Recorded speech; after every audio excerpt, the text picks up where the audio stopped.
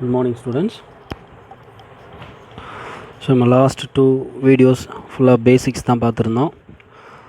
So ஒரு சில students ரொம்ப புரிஞ்சுது, ஈஸியாகவும் இருக்குதுன்னு சொல்லியிருந்தீங்க. ஸோ இந்த பேசிக்ஸை நீங்கள் திரும்ப திரும்ப அடிக்கடி பார்த்துட்டே இருங்க. டவுட்ஸ்னால் கால் பண்ணி கேட்டுக்குங்க. ஸோ நம்ம லாஸ்ட் 2 வீடியோஸில் என்னென்ன பார்த்தோம், ஆட்டம்னா என்ன, மாலிகுல்னா என்ன, காம்பவுண்ட்ஸ்னால் என்னென்னு பார்த்துருந்தோம். ஸோ ஆட்டமில் என்னென்ன பார்ட்டிகள் இருக்கும் அப்படின்னு பார்த்தோம். ஒவ்வொரு பார்ட்டிகளுக்கும் என்னென்ன சார்ஜஸ் அப்படிங்கிறதையும் பார்த்தோம். ஸோ டைப்ஸ் ஆஃப் மாலிகுல் பார்த்துருந்தோம். ஸோ இதெல்லாம் லாஸ்ட் கிளாஸ் நம்ம பார்த்தது. ஸோ இதெல்லாமே ரொம்ப பேசிக்கான விஷயம். ஸோ இப்போ நம்ம லெசனுக்குள்ளே போக வேண்டிய டைமிங் வந்தாயிடுச்சு. Okay, today we are going to see about basic concept of chemistry and chemical calculation.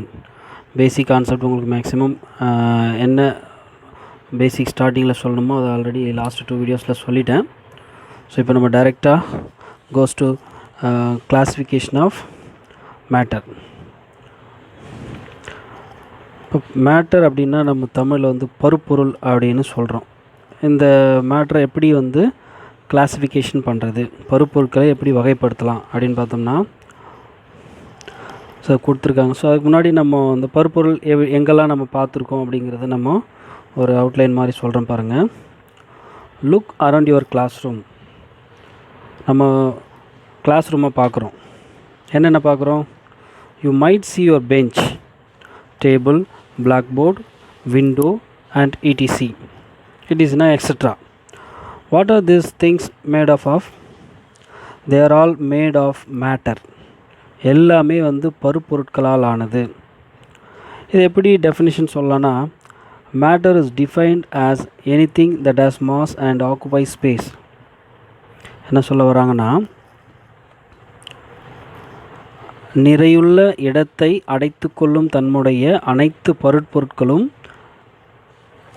அனைத்துமே பருப்பொருட்கள் என வரையறுக்கப்படுகிறதுன்னு சொல்கிறாங்க. ஸோ எல்லாமே மேட்டர் அப்படின்னு சொல்கிறாங்க. ஸோ இந்த மேட்டரோட கிளாஸிஃபிகேஷன் பார்க்கலாம் இப்போது. ஓகே, இப்போ கிளாஸிஃபிகேஷன் ஆஃப் மேட்டரில் மேட்டரை எப்படி கிளாஸிஃபிகேஷன் பண்ணுறாங்கன்னு பாருங்கள். Matter is classified into 2 category. One is physical classification, second one is chemical classification. Physical classification பாருங்கள். So solid, liquid and gas. So எப்படி இது கிளாஸிஃபை பண்ணலாம். ஸோ கெமிக்கல் கிளாஸிஃபிகேஷன் பார்த்தீங்கன்னா mixtures and pure substance. So chemical கிளாஸிஃபிகேஷனை எப்படி separate பண்ணலாம். Next மிக்சர்ஸை எப்படி separate பண்ணலாம் அப்படின்னு பார்த்தீங்கன்னா, mixtures is classified into 2 category. One is homogeneous mixture, second one is heterogeneous mixture. Homogeneous already நான் உங்களுக்கு சொல்லியிருக்கேன். Homo atomic molecule and hetero atomic molecule உங்களுக்கு சொல்லியிருக்கேன். ஹோமோனா ஒரே மாதிரி இருக்கும். ஸோ அதுக்கு எக்ஸாம்பிள் பாருங்கள், க்ரீன் டீ. பட் ஹெட்ரோஜீனியஸ்க்கு பார்த்தீங்கன்னா ஆயில் அண்டு வாட்டர். ஸோ இதில் உங்களுக்கு தெரிஞ்சிடும், ரெண்டுமே வேறு வேறு உங்களுக்கு தெரியும். ஸோ அதனால் உங்களுக்கு ஹெட்ரோஜீனியஸ் ரெண்டு இருக்கிறதுனால, வேறு வேறு இருக்கிறதுனால ஹெட்ரோஜீனியஸ்க்கு example oil and water. Next pure substance எப்படி கிளாஸிஃபை பண்ணலான்னு பார்த்தீங்கன்னா, elements and compounds. So elements அப்படின்னா இண்டிவிஜுவலாக ஒன்று இருக்கிறது.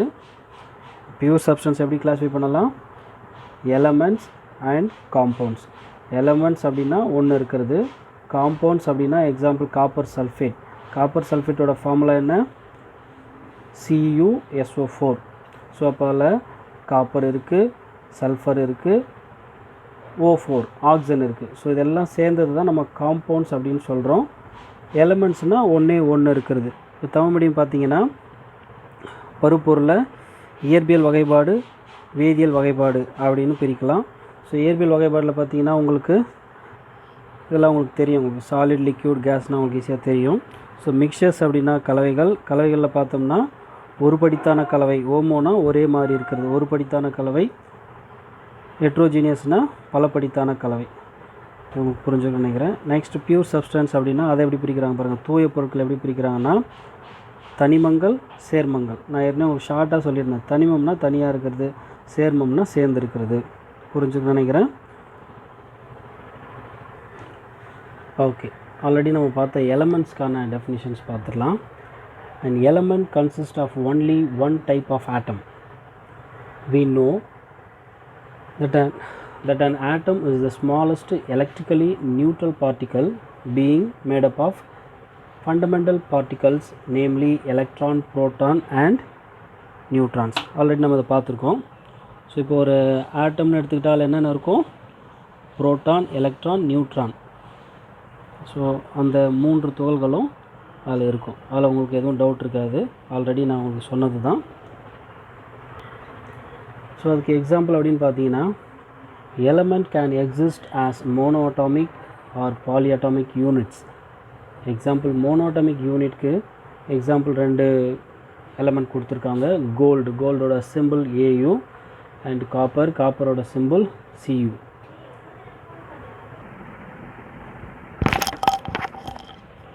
நெக்ஸ்ட் பாலிஅட்டாமிக் யூனிட்க்கு எக்ஸாம்பிள், பாலினா நிறைய, ஆல்ரெடி நான் உங்களுக்கு சொல்லியிருந்தேன், பாலினா நிறைய இருக்குது.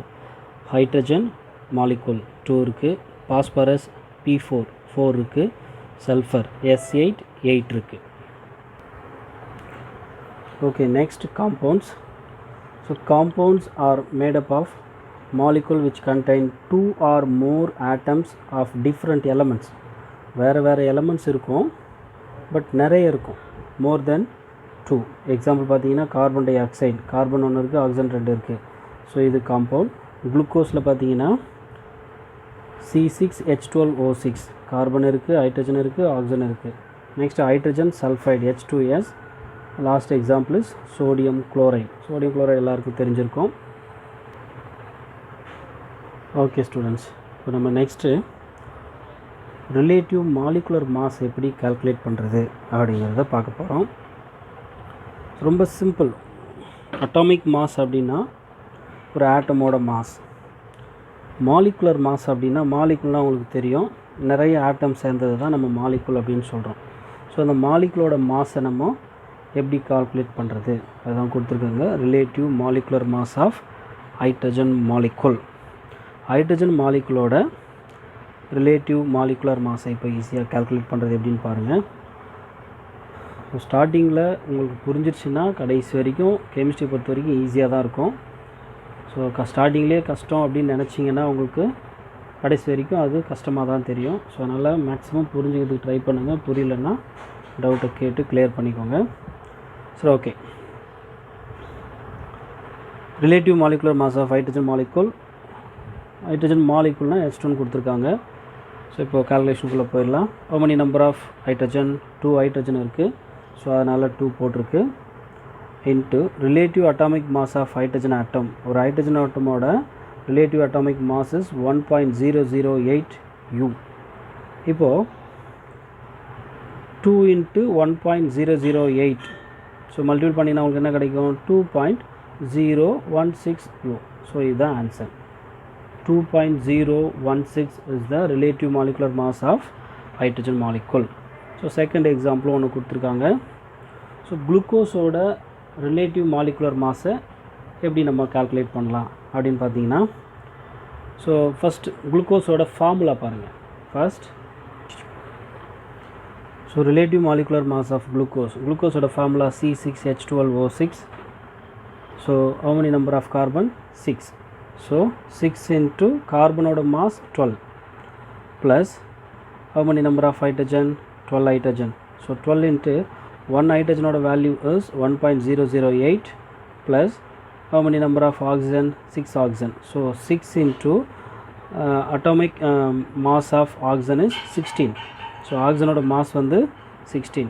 Are you understood? So 6 into 12 72, 12 into 1.008 equal to 12.096 plus 6 into 16 96.